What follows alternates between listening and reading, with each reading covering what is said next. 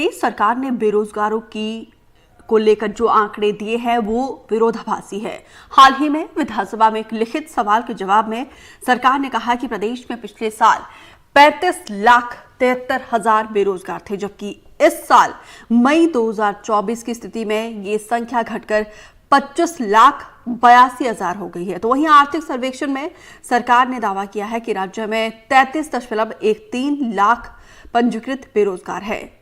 इन विरोधाभासी आंकड़ों ने प्रदेश में बेरोजगारी की वास्तविक स्थिति पर सवाल खड़े कर दिए हैं। पंजीकृत बेरोजगारों में हजारों इंजीनियर, डॉक्टर्स से MBA और स्नातक शामिल हैं।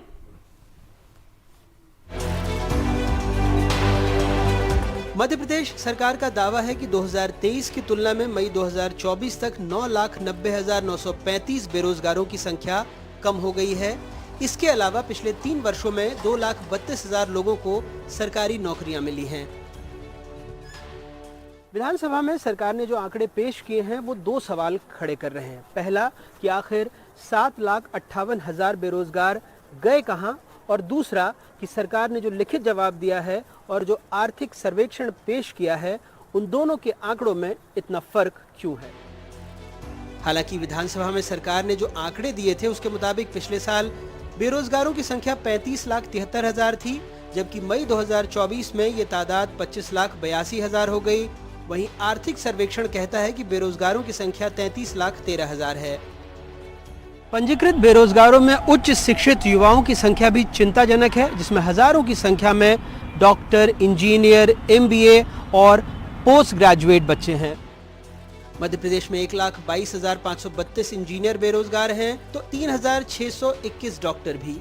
वहीं 16,037 MBA बेरोजगार हैं, तो स्नातकों की संख्या 8,75,429 है। एक और परेशान करने वाली बात है कि पिछड़ी जातियों के लगभग 40% पंजीकृत आवेदक बेरोजगार हैं। जातियों के हिसाब से बेरोजगारों की सबसे बड़ी संख्या OBC की है, जिसमें लगभग 10,17,519 बेरोजगार हैं, जबकि सामान्य वर्ग के 6,96,849 बेरोजगार हैं। ये हालात तब हैं जब सरकार तकनीकी शिक्षा, कौशल विकास और रोजगार कार्यालयों के लिए हर साल करोड़ों रुपए खर्च कर रही है। मध्य प्रदेश में जिलेवार बेरोजगारी के आंकड़े भी चौंकाते हैं। कुछ जिलों में बेरोजगारों की तादाद बेहद कम है और कुछ में बहुत ज्यादा। प्रदेश में कुछ जिले ऐसे भी हैं जहां बेरोजगारों की तादाद काफी कम है, या तो कम पंजीकृत बेरोजगार हैं, यानी उनका पंजीयन कम हुआ है, जैसे पांढुर्णा में 9, मैहर में 25 और मऊगंज में 144। अब इसको लेकर सत्ता पक्ष के अपने तर्क हैं तो विपक्ष के अपने सवाल।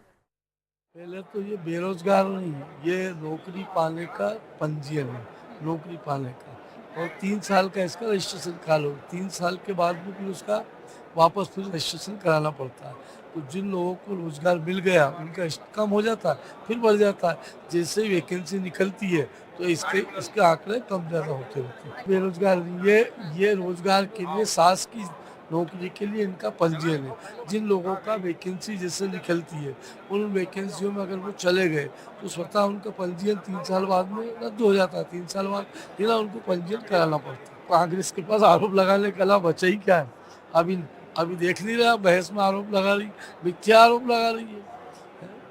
उनके राज में देख ले, उनके समय देख ले, उनके समय क्या हुआ था।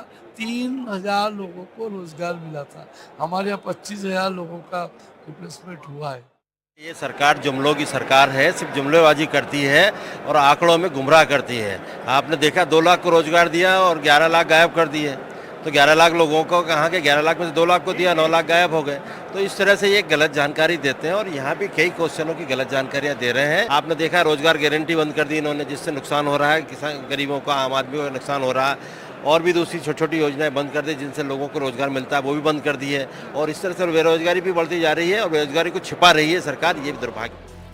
सरकार के दावों के बावजूद एक महत्वपूर्ण सवाल उठता है कि वो 7,58,000 बेरोजगार कहां गए जो पिछले 1 साल में घटे हैं।